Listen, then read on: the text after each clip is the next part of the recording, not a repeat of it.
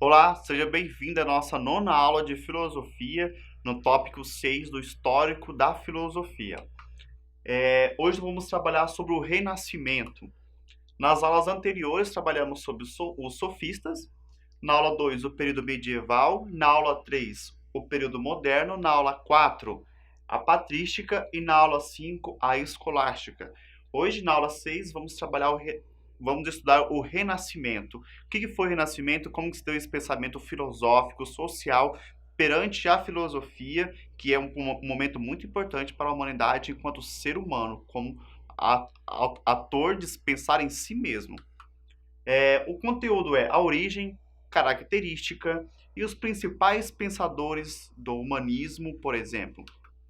O Renascimento foi um movimento político que surgiu na Itália no século XIV, se consolidou no século XV e se estendeu até o século XVII por toda a Europa. As principais características desse período inspirado nos valores da antiguidade clássica e gerado pelas modificações estruturais da sociedade, resultou na reformulação total da vida medieval, dando início à Idade Moderna.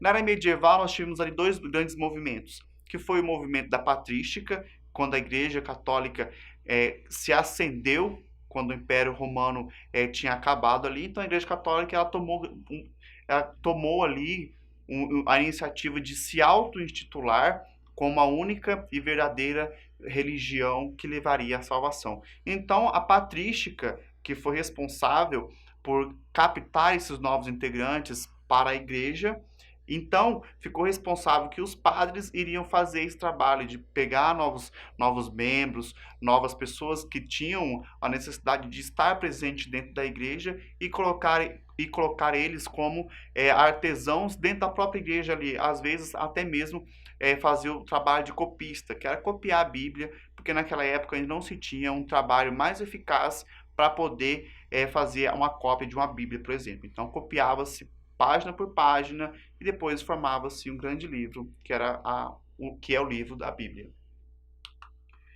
O Renascimento originou-se na Itália devido ao florescimento das cidades como Veneza, Gênova, Florença, Roma e outras cidades. Então essas cidades aí estavam passando por uma modificação social, política, econômica muito grande ali. Então teve a necessidade de se pensar, ou deixarmos a igreja dominar o nosso espaço, dizendo o que nós deveríamos ou não deveríamos fazer, então tudo ficaria ao poder da igreja, ou nós, seres humanos, colocaríamos a igreja, a religião de lado e passaríamos então a tomar conta dos nossos poderes, que era a política, a economia, manifestações sociais, que na época medieval não era possível acontecer, porque dependendo do movimento social, a Igreja Católica poderia dizer que era um movimento pagão, então você seria penalizado por esse ato, e assim por diante. Então esse movimento moderno, ele vai colocar o homem no centro de tudo, deixando a religião um pouco de lado. Então o homem vai ser capaz de pensar sobre os seus atos, pensar sobre a sua conduta e, o mais importante, tomar decisões. Na era medieval não era possível, porque a Igreja Católica às vezes barrava esse movimento humanístico ali. Então, nesse período aqui, passou-se a ter mais ciências trabalhando em favor dos seres humanos do que a própria religião dizendo que não poderia ou poderia fazer. Então o homem estava ali inspirado, tomando decisões, participando ativamente da sociedade.